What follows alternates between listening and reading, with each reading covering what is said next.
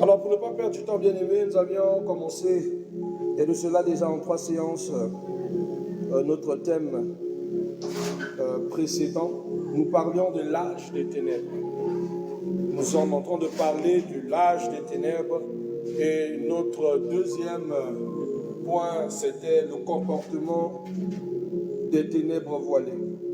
On avait défini que l'âge des ténèbres ne désigne pas seulement une période historique, mais une histoire spirituelle dans laquelle les ténèbres opèrent, travaillent, prennent le dessus, se manifestent et surtout se déguisent avec subtilité et prend une nature très progressive dans l'âme. On rappelait dans Éphésiens chapitre 6, 12, un attrait très important, car la lutte, nous n'avions pas à lutter contre les œuvres de la chair, mais nous luttons plutôt contre les dominations, contre les autorités, contre les princes de ce monde des ténèbres. Et bien, vous savez, les ténèbres ne règnent pas à toujours, mais les ténèbres ont un temps proscrit, un temps précis dans l'histoire qu'ils doivent agir et qu'ils doivent prendre l'ascendant.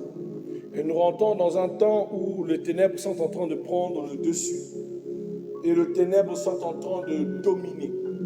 Je rappelais dans notre enseignement précédent que nous avons rappelé que quand les ténèbres commencent à devenir épaisses, c'est parce que l'heure arrive où la lumière viendra dévoiler les ténèbres.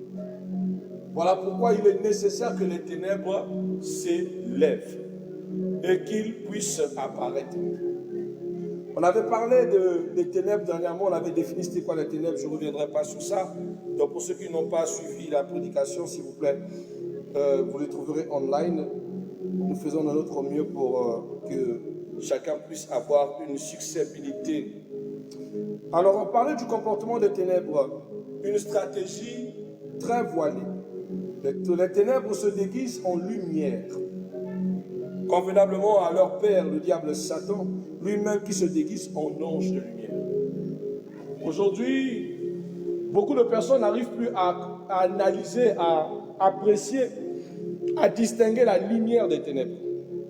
Tout le monde pense que forcément quelqu'un est bon, quelqu'un est bien, parce qu'il parle du Seigneur Jésus-Christ. Il suffit que la personne parle bien à de l'éloquence, il suffit que la personne prophétise, que la personne ait une forme ecclésiastique satisfaisante à votre ego, que vous pensez que la personne est la lumière. Mais vous oubliez que le diable se déguise en ange de lumière. Et quand on parle du diable dans la Bible, on ne parle pas d'un homme avec des cornes. On ne parle pas d'un homme avec un homme sale. On le présente toujours comme quelqu'un de classe, de propre. Quelqu'un qui est séduisant, quelqu'un qui a tous les atouts majeurs pour confirmer votre cœur. Ça veut dire que, bien aimé, il ne suffit pas de regarder à l'œil nu pour identifier les ténèbres. Les ténèbres ne sont pas comme aujourd'hui ce que nous regardons lorsqu'il n'y a pas d'électricité, quand il n'y a pas de lumière. C'est-à-dire que sur le champ, on remarque autour de nous une pesanteur sombre. Mais c'est plutôt dans l'âme et dans l'esprit, c'est dans le caractère que se cache la subtilité des ténèbres. Voilà pourquoi elle est voilée. Voilà pourquoi Satan lui-même se déguise en ange de lumière. Et même certains le confondent et l'adorent. Alléluia. Vous devez savoir que les ténèbres ne se présentent plus comme le mal évident, mais comme le progrès sans Dieu, la liberté sans vérité, la tolérance sans justice, la spiritualité sans Christ. Et vous remarquerez des gens qui viennent vous enseigner des progrès où ce n'est pas seulement Dieu qui vous pousse, il vous enseigne le développement personnel, des stratégies commerciales, un comportement que vous devez adapter si vous voulez avoir la réussite, une mentalité de vainqueur que vous devez avoir sans Christ. C'est-à-dire Christ passe pour l'étiquette, mais la vie en soi de ces ténèbres commence à s'installer en vous, poussant à penser que le vrai développement, c'est vous. Or, la foi chrétienne, je le rappelle, est une foi dogmatique. Le dogmatisme s'appuie entièrement sur Dieu et prône que ce qui concerne le chemin de Dieu est indiscutable, est insolvable. Alléluia. Donc on ne remet pas ça en cause. Mais malheureusement, ce n'est pas ce que ces personnes montrent. Aujourd'hui, vous verrez par exemple les églises gangrenées sur l'enseignement du leadership. Il y a même d'autres qui vont au-delà du leadership. Ils enseignent le développement personnel, ils enseignent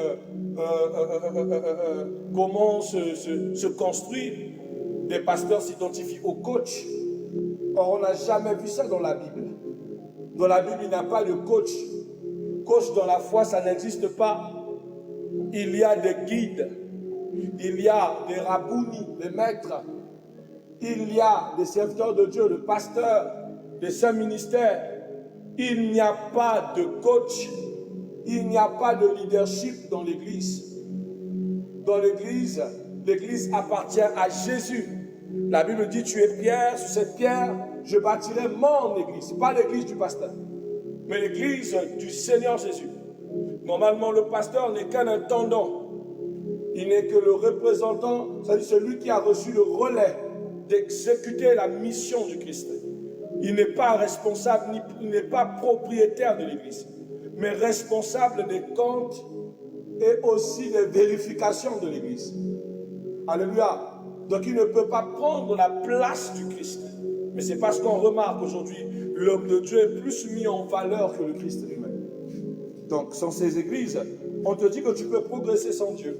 On t'apprend des stratégies commerciales. On t'apprend des zones d'investissement. On t'enseigne que l'offrande sauve plus et développe plus et avance plus que ta relation personnelle avec Dieu. On enseigne que le sacrifice est plus important que l'obéissance.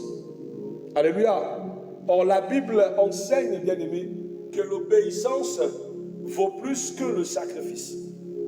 C'est à cause de ça qu'aujourd'hui, beaucoup de personnes pensent que le vrai développement est dans le donner en extrême envers l'Église.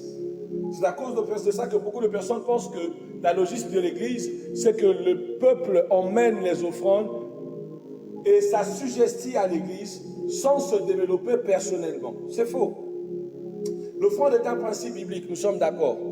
Mais la succession qui se passe aujourd'hui, où l'Église devient un bourreau assujettisseur, qui devient argentivore, n'est pas le système que Dieu a laissé. Encore moins dans le judaïsme. Dans le judaïsme, il y avait des choses bien organisées pour permettre à ce que le juif participe à la bienséance du culte, mais aussi au bien-être de tous. Alléluia. Donc tout était bien organisé. L'offrande avait un but structurel. Ce n'était pas dans le but de pouvoir assujettir les autres.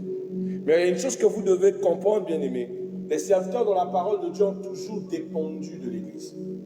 Car un serviteur de Dieu, c'est un consacré. C'est quelqu'un qui se déconnecte de toute forme de responsabilité extérieure pour se concentrer sur votre vie spirituelle. Et le serviteur de Dieu ne traite pas un seul individu. Il est avec plusieurs individus. Donc c'est comme ça que c'est un travail qui ne peut se faire en une seule, c'est-à-dire en une seule seconde. Si vous avez déjà rencontré un sociopsychologue, demandez-lui s'il peut psychanalyser un malade en 2 minutes. Ou s'il peut parler avec quelqu'un qui souffre d'un problème de névrose en peut-être 10 minutes.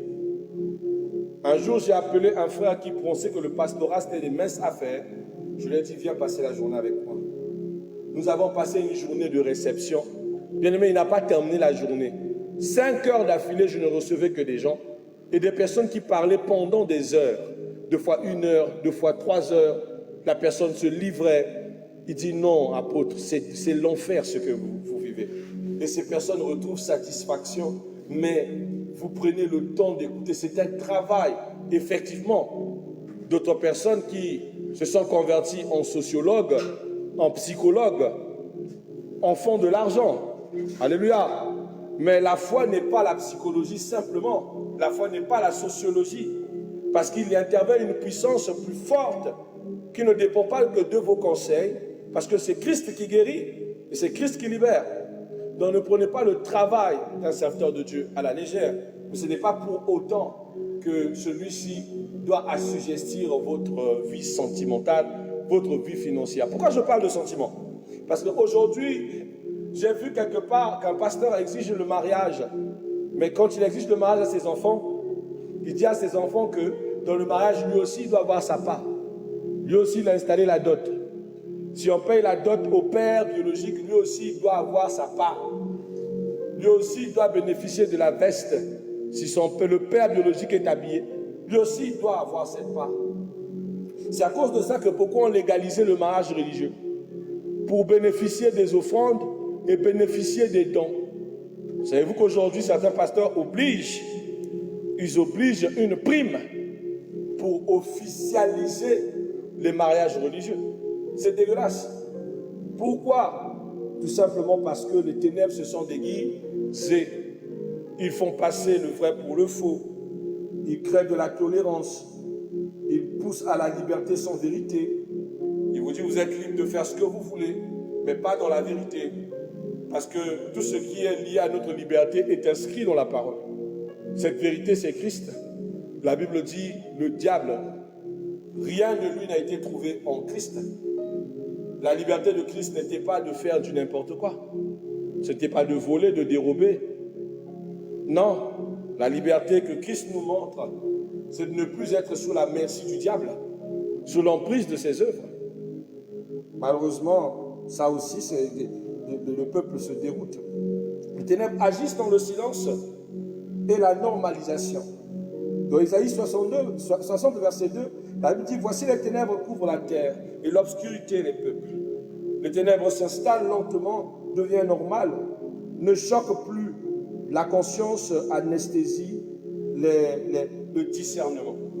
Sur le téléphone qui est en face, bien aimé, j'aurais voulu vous montrer les images de jeunes garçons, des jeunes enfants de 3, 4 ans ou 5 ans, 8 ans, qui ont été initiés à la loge maçonnique et qui ont été présentés dans les églises. Je vous ai dernièrement que l'église catholique, je n'objecte pas, je n'accuse pas. Après consécration de la franc-maçonnerie, tous les consacrés vont payer une messe d'action de grâce à l'église catholique, qui est un culte spécial où ils sont bénis. Alors on voit les petits-enfants, on voit des jeunes de leur âge qui font déjà partir de la loge. C'est vraiment triste, je vous assure. J'ai des photos, des images sur mon téléphone. Mais de voir que maintenant ça devient naturel, c'est normalisé, les ténèbres sont normalisées. Aujourd'hui, tu peux marcher au centre-ville et voir une banderole, conférence franc-maçon. À l'époque, déjà seulement t'accuser de franc-maçon, c'est quelque chose qui te faisait peur, hein? Parce que tout le monde va te régner. Et aussi, les autorités vont s'intéresser sur ton cas parce que c'est de la sorcellerie. Mais aujourd'hui, tout a été normalisé. La prostitution a été normalisée. Les bêtises ont été normalisées. Le meurtre a été normalisé. Nous passons dans les fortes ténèbres, mais personne ne s'en rend compte. Les ténèbres inversent les valeurs. Ésaïe chapitre 5, 20. Malheur à ceux qui appellent le mal bien et le bien mal. Mais c'est ce que nous voyons aujourd'hui. Quelqu'un qui a fait du mal, on ne le juge pas. Mais celui qui fait du bien, on l'arrête, on le met en prison. Une personne qui a commis un meurtre, vous le sauvez, vous le faites fuir pour aller à l'étranger, pendant que le crime qu'il a commis, le sang versé, est resté impuni. On le voit, n'est-ce pas? Nous avons beaucoup de personnes qui, à cause de leur position, pensent être en justice de faire le mal. Ils font le mal et il se trouve qu'ils sont normaux. Aujourd'hui, les gens acclament le meurtre. Ils disent que rendre le mal est bon. Un homme m'a dit, papa, je n'aime pas la spiritualité chrétienne. Tout simplement parce que vous prenez l'amour. Pourquoi si on me gifle de la joue gauche, je dois donner la droite? Moi, je ne donne pas, je rends. Je préfère 100% vivre dans la loi de Caïsal, de pouvoir appliquer le principe du talion, que de pouvoir accepter qu'on me fasse du mal. Pourquoi il faut que si quelqu'un veut mon manteau, que je lui donne ma tunique? Il a refusé. Il dit, moi, tu m'attaques la nuit, je te le rends. Tu me jettes un sort, je te le rends. J'ai dit, mais c'est pas comme ça que nous sommes censés se comporter dans la foi. Il dit, non, papa, c'est vous qui avez une mauvaise compréhension du bien comme du mal. Il faut rendre le mal par le mal et le bien par le mal. Voilà le monde d'aujourd'hui où nous sommes. Nous sommes dans un âge où le péché est justifié. Où on te dit, j'ai commis le péché pour des bonnes raisons. Y a-t-il de bonnes raisons de commettre le péché, pasteur Jules? Mais actuellement, c'est ça. J'ai commis le péché pour de bonnes raisons. Essayez de mettre ça un peu dans votre esprit, autant que, voilà, essayez d'analyser. Est-ce que ça sonne bien dans votre tête que j'ai commis un mal pour de bonnes raisons? Mais c'est ça qu'aujourd'hui on dit. Je me suis prostitué parce que j'avais faim. J'ai volé parce que j'avais faim. J'ai pris ce qui ne m'appartient pas parce que j'avais faim. Je fais de l'arnaque parce que je veux survivre.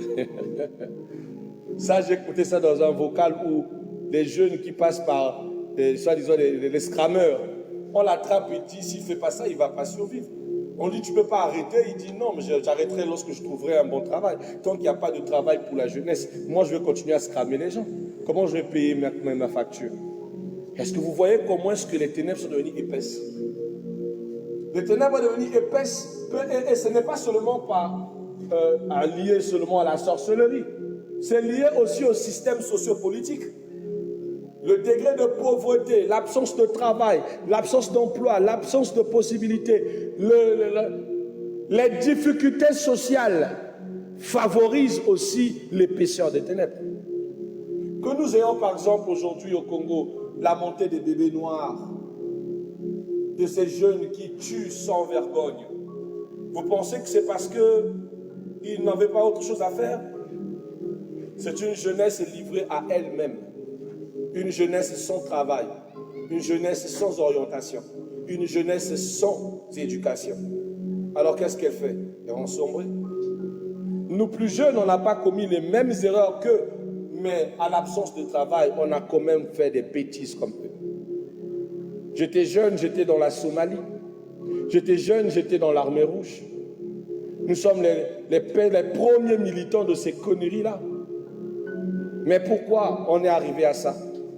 Parce que le système avait déjà commencé à bloquer les accès à la facilité de pouvoir s'en sortir de la jeunesse. Donc les ténèbres, bien aimés, ne sont pas que spirituelles. Les systèmes mondiaux que nous parle l'Apocalypse, où les rois sont tous soumis à la coupe de la bête, tous travaillent pour que les ténèbres s'appesantissent. Les souffrances du temps moderne, les difficultés, les sécheresses financières, tous travaillent pour amener les ténèbres dans le monde. La Bible dit, lorsque l'iniquité sera accrue, la charité du plus grand nombre sera quoi? Refroidira. Livre de Matthieu chapitre 24, verset 12. C'est parce que le mal a commencé à plus dominer que l'amour disparaît. Aujourd'hui, les gens ne font plus les choses par émotion ni par sentiment. C'est par intérêt. Ils se lient d'amitié par intérêt, ils s'attachent à toi par intérêt, ils sont avec toi par intérêt. L'amour est en train de disparaître. L'amour de celui qui donne avec un bon cœur devient éphémère. Même celui qui veut donner à l'orphelinat allume son téléphone pour prouver à tout le monde que lui aussi donne aux pauvres. Ce n'est pas ça? Pourquoi ne pas tout simplement donner sans pourtant le projeter sur Internet? Quel est ce besoin de prouver aux autres que vous êtes altruiste? Quel est ce besoin de prouver aux autres que vous savez donner? Est-ce que vous avez besoin de ça pour vous identifier autant qu'une bonne personne? C'est juste que vos ténèbres sont plus puissantes et que vous avez cessé d'être humaniste. Alléluia. Le péché est justifié. La sainteté est moquée. Nous sommes dans l'ère où la sainteté est moquée. La vérité est qualifiée de haine. Parce qu'on dit la vérité. Non, il ne nous aime pas. Le pasteur Jude prêche durement parce qu'il est jaloux des autres pasteurs, parce qu'il n'a pas les mêmes conditions sociales. Voilà pourquoi il n'aura peut-être pas de voiture dans le ministère. Voilà ce que certaines personnes disent. L'apôtre Chris Ben a un calibre qui pouvait lui permettre d'avoir une grande structure, un grand édifice, une grande voiture, de grandes et belles positions. mais il ne l'a pas parce qu'il est toujours en train de... Il est mauvais, il dit des choses pour blesser les autres. C'est la haine, il n'aime pas les autres pasteurs. Quelle haine. Paul dit, pourquoi? Parce que je vous dis des choses, de telles choses vous dites que je ne vous aime pas, que je vous déteste. Est-ce que la vérité devient raison de la haine? Est-ce que dire la vérité, c'est que je vous déteste? N'est-ce pas que le Christ disait la vérité aux pharisiens et aux scribes? N'est-ce pas que le langage du Christ est vérité? En quoi est-ce mal lorsque je dis que les autres sont en train de commettre des erreurs, de s'éloigner? Nous avons fait une prédication sur le mariage pour répondre au scandale qui a pullulé sur les réseaux sociaux où une servante de l'Éternel, notre sœur dans le Seigneur, que Dieu la bénisse, parlait sur la dot, disant que la dot n'autorise pas, n'est pas une porte qui permet à un homme de coucher avec sa femme ou de la prendre comme étant femme. Tu vois, c'est dégueulasse de dire ce genre de choses. C'est quand on ne connaît pas ce que c'est que la dot. D'abord, les gens confondent mariage traditionnel et dot. La dot n'est pas le mariage traditionnel. Le mariage traditionnel n'est pas la dot. Le mariage traditionnel est une cultura remplie de plusieurs rites. Et dans les rites, il y a un dispositif dont contient le tribut de la dot. Et le tribut de la dot ne dépend même pas du mariage traditionnel, dont la parole, elle peut être payée même sans la présence du mariage traditionnel. Et elle est un dû qui est payé en conséquence de la sexualité. Tu ne peux pas dire que lorsque on te dote, on ne peut pas te sexualiser, lorsque la dot est le tribut de la sexualité. Je m'explique. La dot n'est payée que lorsqu'il y a eu l'offense de la sexualité hors les contextes maritaux. Alléluia. Voilà pourquoi la Bible dit, lorsque l'homme connaîtra une femme vierge, non fiancée. C'est pas ça? Il doit payer le tribut de la dot. Et il faut préciser, la dot n'est payée qu'à la vierge, à celle qui a perdu sa virginité. On ne paye pas la dot pour découvrir la virginité dans la maison. On la découvre après on la paye. C'est pas moi, c'est la Bible. Hein. C'est la partie que la sœur Joël ne savait pas. Donc non, madame, celui qui a payé sa dot a droit de sexualiser parce que la dot est même le prix pour payer l'offense de la sexualisation. Mais la dot n'est pas le mariage et la dot n'occasionnait pas le mariage. Le mariage, c'est autre chose et la dot en est autre chose. Donc la seule chose vraie, c'est que quand elle disait que la dot n'est pas le mariage, elle a raison parce que c'est le tribut. Mais nous, dans notre culture africaine, la dot intervient dans le mariage traditionnel. Donc si les parents ont déjà consenti, si Hébreux chapitre 13, 4, c'est accompli, c'est-à-dire que le mariage est honoré de tous, c'est fini. Parce que Dieu considère le mariage comme l'alliance de deux familles. Si les deux familles se sont acceptées, ils ont reçu des présents, les parents étaient là, lui aussi, Dieu lui-même est témoin du mariage, le mariage est validé. Parce que c'est ça le vrai mariage. Pour la sœur Joël, il faut aller à la mairie. Mais ce que l'oublie qu'à au temps de Jésus, le mariage n'était pas législé. Au temps d'Isaac, il n'y avait pas de législation du mariage à la mairie. Hein, pasteur Judy? Ce sont les cultures qui sont arrivées avec l'église catholico-gréco-romaine. N'est-ce pas? Donc, ça ne sert à rien de nous citer Romains chapitre 13, 1er. Elle est très importante. Aujourd'hui, prend son actualité, mais à l'époque, elle n'avait pas son impact.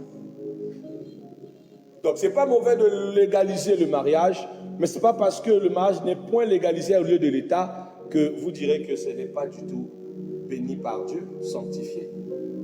Dieu ne sanctifie pas ce que l'État fait, Dieu ne sanctifie même pas la tradition, Dieu sanctifie l'alliance. C'est ce que nous explique la parole dans Hébreux chapitre 13. Une manière de nous rappeler, mes bien-aimés, que beaucoup de personnes commettre l'amalgame, de ne pas de faire les choses. Parce qu'on ne voit pas, ce n'est pas notre sujet de ce jour. Mais hier, je rappelais à d'autres sur le principe de la parole qui dépasse l'entendement. Une personne est dite femme de quelqu'un au fiançailles. Vous le savez? Marie était fiancée à Jacob, à Joseph. Elle était appelée femme de Joseph dans le fiançailles.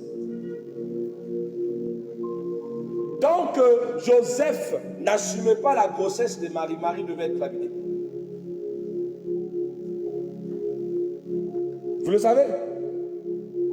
L'ange apparaît à Joseph pour éviter la lapidation de Marie. Lorsque Joseph assume cette grossesse, il n'y a pas de lapidation, il n'y a pas tort, il n'y a pas péché. Parce qu'au fiançailles, chez les Juifs, la femme, la fiancée est la femme. La Bible dit, quel est ce fiancé qui n'a pas encore pris ça? C'est choquant hein, quand on voit comment est-ce que les Écritures sont mal enseignées et que beaucoup de personnes vivent dans les frustrations et se pensent qu'ils sont dans le péché que Dieu n'a pas décrété, le péché que les pasteurs ont inventé pour pouvoir faire vivre les gens une forme d'enfer et dire que non, là, vous n'avez pas le droit de sexualiser, vous n'aurez que la sexualisation lorsque vous aurez fait le mariage nuptial, le mariage à l'église. L'église marie depuis quand? Le mariage est le don et le pouvoir déposé au père et à la mère. Toi, le pasteur, tu es le père de qui pour marier l'enfant? Mais au monde tes enfants que tu vas me donner au mariage. L'enfant de quelqu'un que tu veux prendre le mariage. Bref, mais si vous montrez combien les ténèbres se sont appesanties, on a rendu culture verset biblique. On a rendu, comment vous appelez ça? Doctrine personnelle verset biblique. On ne veut plus suivre la parole, on suit des choses selon la culture. Et on dit, chez nous, ça se passe comme ça. Chez nous, selon la parole. Il y a même certaines églises où ils luttent pour ne plus payer la dot. Pourquoi? Parce que Jésus a tout payé sur la croix. Jésus a payé ta dot. Parce qu'un jour, je vous dis que nous sommes en train d'aller dans un air où ça me fait mal. Qu'on ne paye plus la dot parce que Jésus a tout payé sur la croix. Jésus est mort, le prix qu'il a payé, c'était la dot. Si Jésus a payé ta dot, donc c'est fini la sexualité. On le fait à qui on veut et tout, voilà. On s'en fout, c'est pas ça. Comment vous pouvez dire des bêtises pareilles? Mon peuple périt, c'est faute de connaissance. Hein? Les ténèbres aux sciences a brouillé la vérité, a rationalisé le péché, a créé une foi intellectuelle sans puissance et sans profondeur dans les Écritures. La culture et le système prennent le dessus.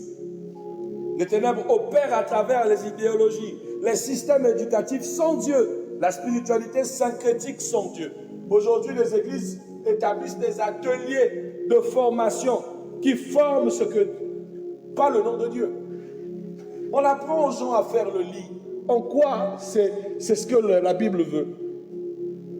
On nous avait appris comment on arrange le lit à l'église. C'est pour mieux forniquer ou bien? On apprend aux gens à l'église comment on fait des ateliers pour faire la soudure. J'aime bien, mais c'est pas la place, sa place n'est pas à l'église. Vous en convenez avec moi? Ça, c'est pas possible. On apprend les gens à l'église comment pratiquer les rapports sexuels de façon sainte. Ah oui, des réunions comme ça où le pasteur s'assoit avec la maman pasteur et explique les bonnes positions pour les ébats sexuels. Comment est-ce que la femme doit s'habiller pour la sexualisation? Les tenues qu'elle doit se mettre. Vous entendez une maman pasteur qui dit « Une femme ne dort jamais habillée. » C'est à fou là. Qui vous a dit ça?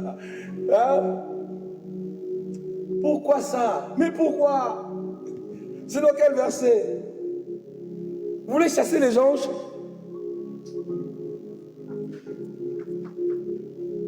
dites ce que la Bible demande d'enseigner lorsque vous parlez de la soumission. Mais est-ce que nous avons un contexte où la Bible vous dit, voilà comment vous devez sexualiser votre femme? Hein? La seule chose que la Bible nous dit, tu ne coucheras pas avec ta femme comme on couche avec un animal. Et en deuxièmement, tu ne coucheras pas avec ta femme comme on couche avec un homme. C'est dégueulasse. Enfin, tu ne coucheras pas avec un homme comme on couche avec une femme. C'est répugnant. Voilà les allusions que la Bible dit. Vous avez abandonné l'usage du naturel pour commencer à faire n'importe quoi. L'usage du naturel, c'est-à-dire voilà, c'était fait pour autre chose. Maintenant, c'est devenu un trou à plaisir, ça n'a pas de sens. Est-ce que la Bible parle de position sexuelle? Comment pratiquer le Kama Sutra biblique? Depuis quand le Kama Sutra est biblique? Si vous ne savez pas, le Kama Sutra, c'est le livre sexuel des hindous. Ça a quoi à voir avec nous? Donc arrêtez de faire ça. Et vous voyez plein de gens en train de suivre ces prédications sataniques. Et quand vous dites que c'est satanique, vous exagérez, vous êtes trop saints. Oh, vous laissez les pères saints. Mais pourquoi vous n'aimez pas qu'on dise la vérité? Pourquoi vous ne voulez pas qu'on vous dise que ça ne se fait pas? Est-ce qu'on peut parler de sexualité sans exciter? Donc ça veut dire que l'Église organise des réunions d'excitation, où les gens sont là à parler de sexualité et sortent interrompus de désir. Mais à l'époque, j'étais en train de... Que Dieu me pardonne, hein, mais je ne vais pas vous dire que moi-même je ne suis pas passé par là, à enseigner des bêtises pareilles, par cultura, parce qu'on pensait que c'était normal. Mais quand tu vois une sœur qui se rapproche et qui se dit en elle-même que papa a vraiment de la connaissance et c'est vraiment une bonne chose pour toi. Et j'étais célibataire à l'époque. Donc cette sœur se dit que, avec les petits enseignements que je partageais docilement, qui l'ont peut-être donné des sensations pas bien, c'est que j'ai totalement l'expérience qu'il faut pour la rendre bien. C'est pas ça? C'est pas une porte au Satan? Hein? Mais c'est les portes qui m'ont ouvert des portes pas bien. Je crois que c'était des sœurs qui venaient à l'église pour recevoir le Seigneur. Chacun voulait se battre pour frayer sa place. Ne mélangez pas le sacré avec les choses sales. Le Christ dit on ne donne pas les choses sacrées aux chiens. C'est pas ça? Mais comment nous sommes arrivés, au lieu de prendre le sacré, nous avons amené les choses de cochon à l'église. Une maman pasteur qui parle des histoires de string, de levrette à l'église. C'est dégueulasse. Alléluia. Donc nous avons syncrétisé la spiritualité. Et nous avons créé des traditions religieuses qui sont des impacts morts. Vous devez savoir, bien aimé, que ceux qui encore emmènent les ténèbres, ce sont les religions sans vie. De Timothée chapitre 3, 5 dit, ayant l'apparence de la piété, mais réunions ceux qui ont fait la force. L'âge des ténèbres aime la forme, mais rejette la puissance du Saint-Esprit. Pourquoi l'âge des ténèbres aime la forme? Bien aimé, j'ai envie de vous dire ceci. Vous trouverez une église qui peut parler de sanctification et de sainteté, mais elle est fausse. Hein? Vous pensez que parce qu'ils prêchent la repentance, que c'est une vraie église. Or que, bien aimé, la prêcher sans l'appliquer, l'appliquer sans vivre la puissance même de la repentance, prouve même que vous êtes un soubassement faux. Ce n'est pas parce que vous dénoncez les faux prophètes que vous n'en êtes pas un faux. On reconnaît l'arbre par son. Qu'est-ce que vous générez? Quel est le fruit que vous mettez à disposition? Vous ne pouvez pas être vrai et que vos fruits soient pourris. Il y a un problème dans votre éducation, il y a un problème dans votre marche, il y a un problème dans votre culture. Alléluia. Ce que nous vivons, sainteté d'apparence, mais de l'intérieur, zéro impact. Au lieu que ce soit un enseignement qui te pousse à revenir à Christ, à changer, à retrouver la paix avec ton Dieu, mais c'est un enseignement qui, au lieu de t'attacher à Christ, à retrouver le chemin qui mène vers ton Père, non seulement te culpabilise, mais excite encore le péché.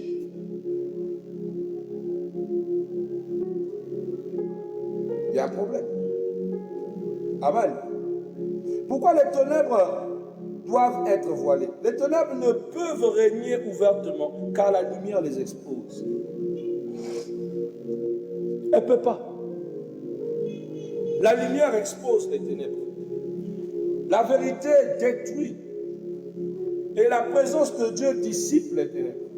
Jean 3,19 dit, les hommes ont préféré les ténèbres à la lumière. Le voile permet aux ténèbres de rester acceptées et de tolérer. Et surtout, le voile permet à ce que les hommes défendent les ténèbres. Les gens aiment les ténèbres. Ils protègent même les ténèbres. Les gens protègent les ténèbres. Ils ne veulent pas qu'on puisse toucher à leur péché mignon. Alors quel est le rôle du croyant? Quel est notre rôle, nous les croyants, face à tout ça? Nous les croyants devons être une lumière, non spectateur. La Bible ne t'a pas appelé à observer les ténèbres. Dieu veut que tu sois la lumière qui dissipe ces ténèbres. Amen. Donc Dieu nous appelle à discerner, à exposer par la vérité, à marcher dans la sainteté, à refuser les compromissions. Car nous sommes, comme dit Matthieu chapitre 5, verset 4, verset 14, vous êtes la lumière de ce monde. La deuxième des choses que nous avons comme devoir de faire, c'est de démasquer sans condamner. Pourquoi sans condamner? Parce que nous n'avons pas mission de juger. Mais nous avons mission de dévoiler les ténèbres.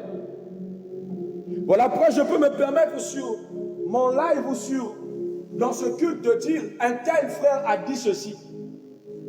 Tel frère a dit que les X-Men arrivent. Et dire que c'est faux. Que c'est pas bien. Mais je ne peux pas le juger. Parce que le juger dépend de Dieu. Mais l'appeler à se repentir est mon devoir. Alléluia.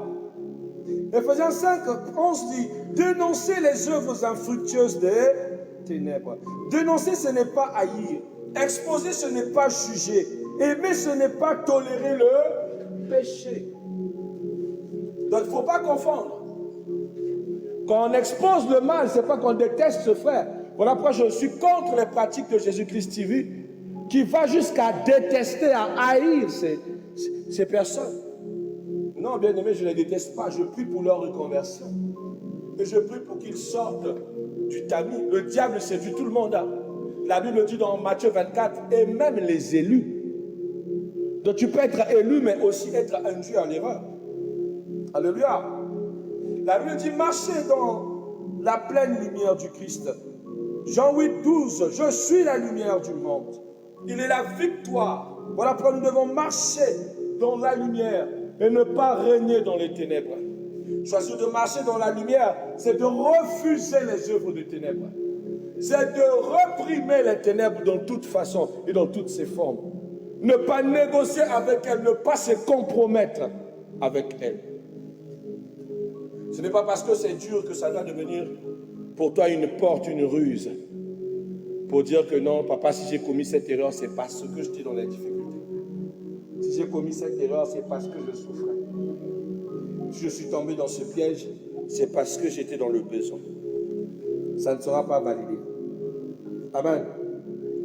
Alléluia. Donc en définitive, qu'allons-nous dire ce soir? En définitive, nous dirons que l'âge des ténèbres est caractérisé non par l'absence de la lumière, mais par sa contrefaçon. Et le plus grand danger n'est pas l'obscurité visible, mais l'obscurité acceptée ou acceptable. Parce que les gens tolèrent l'obscurité. Et aussi que la mission de l'Église n'est pas de s'adapter à l'âge des ténèbres, mais de le traverser en portant la lumière, en le brandissant. Ainsi, bien aimé, comme Romains 13, 12 dit, la nuit est avancée, le jour approche, rejetant donc les œuvres des ténèbres et revêtant les armes de la lumière. Parole du Seigneur Tout-Puissant. Gloire au Seigneur. Alors, bien aimé, j'ai un petit message pour toi, c'est que fortifie-toi. Cette année, le diable va beaucoup combattre ta foi et ta motivation à aller vers Dieu. Quand les ténèbres s'élèvent plus, la motivation de prière devient un combat. Plus la connexion aux choses de Dieu devient un combat. Même le culte va devenir ta bataille. Je vous assure, hein, bien-aimé. Vous verrez le malin mettre de la lourdeur et vous poussez à procrastiner sur le chemin de l'Éternel. Alors ne vous laissez pas faire. Ne vous laissez pas faire. J'aime Paul dans le livre d'A Corinthiens chapitre 9. Dans le verset 27, il dit qu'il prend son corps et il le tient comment? Assujetti.